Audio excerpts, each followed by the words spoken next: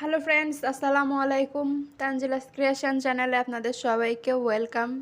আজকে আমি আপনাদের সাথে আরেকটা কুকিং ভিডিও শেয়ার করব। আজকে আমি আপনাদেরকে আলুর ঝুরি ভাজা দেখাবো, খুব সহজ রেসিপিতে। আপনারা যে কেউ চাইলে বানাতে পারবেন এই রেসিপিটা দেখে। তো চলুন আমরা রেসিপিটা শুরু করি। প্রথমে আলুগুলাকে গ্রেট করে নিতে হবে।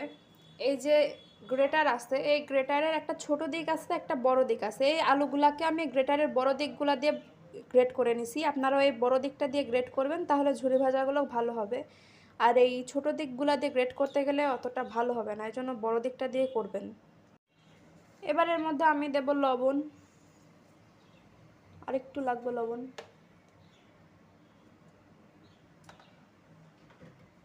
এরপর দেব হলো হলুদের গুঁড়া,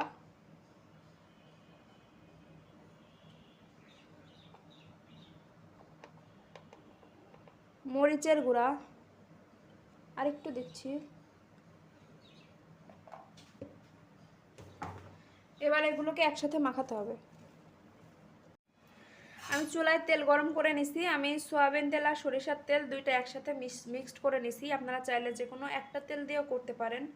এবার আমি তেলের মধ্যে এই আলুগুলো দিয়ে দেব।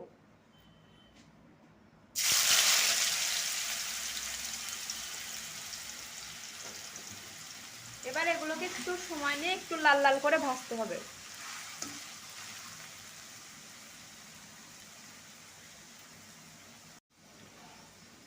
দেখুন আমার আলুটা কিন্তু ভাজা হয়ে গেছে, অনেকটাই লাল লাল করে ভেজে নিছি। আমি এখন এগুলোকে তুলে নেব। দেখুন আমি আলুগুলোকে এইভাবে ভাজছি। খুব বেশি লাল লাল করে ভাজতে গেলে কিন্তু পুড়ে যেতে পারে, এই জন্য খুব বেশি লাল লাল করব না। আমি এখনই তুলে নেব আর সবগুলো আলু আমি এভাবে ভেজে নেব। তো আমার আলুর ঝুরি ভাজা একদম পারফেক্টলি ডান। দেখুন কতটা ঝুরঝুরে হয়েছে। তো আপনাদের রেসিপিটা কেমন লাগলো আমাকে জানাবেন। বাড়িতে অবশ্যই এই রেসিপিটা একবার ট্রাই করবেন। ভালো লাগলে লাইক করবেন আর আমার চ্যানেলটি সাবস্ক্রাইব করবেন এরকমই আরও অনেক রেসিপি পাওয়ার জন্য। আমি আজকের মতো ভিডিওটা এখানেই শেষ করছি। Bye bye.